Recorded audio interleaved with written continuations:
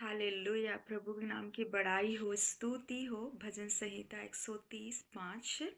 मैं यहोवा की बाट जोहता हूँ, मैं जी से उसकी बाट जोहता हूँ और मेरी आशा उसकी वचन पर है। हालेलुया। मेरे प्रियो, क्या आपकी आशा वचन पर है, परमेश्वर पर है, पवित्र आत्मा पर है, यीशु मसीह पर है? हालेलुया। अगर आपकी आशा वचन पर है, परमेश्वर पर है, तो आपका जो जीवन है, आप कभी नष्ट नहीं होंगे।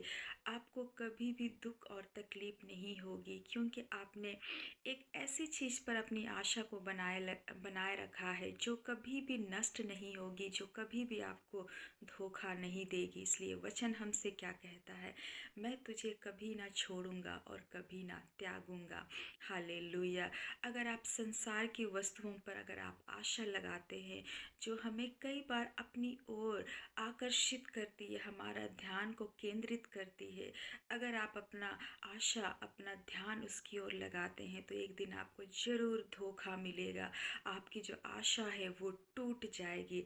लेकिन अगर आप जीवित परमेश्वर पर अपना आशा को लगाते हैं, तो वो ना तो कभी वो नष्ट होगा, ना तो आपकी जीवित आशा कभी टूटेगी। क्योंकि हमारा जो परमेश्वर है वो अनंत काल का परमेश्वर है।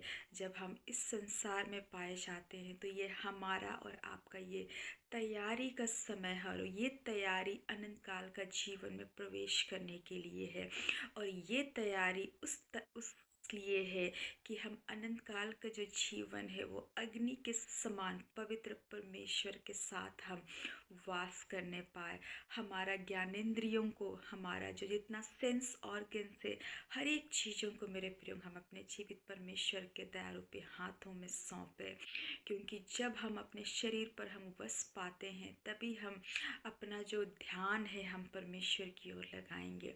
क्योंकि संसार की भीड़ में हमें सब तरफ हमें चौंकाने वाली चीज़ें पाई जाती है। इसलिए हम अपना जो आशा है वो वचन पर और अपने परमेश्वर पर हम लगाने वाले हम होने पाए। हालेलुया। इस वचन के द्वारा आशीष मिले।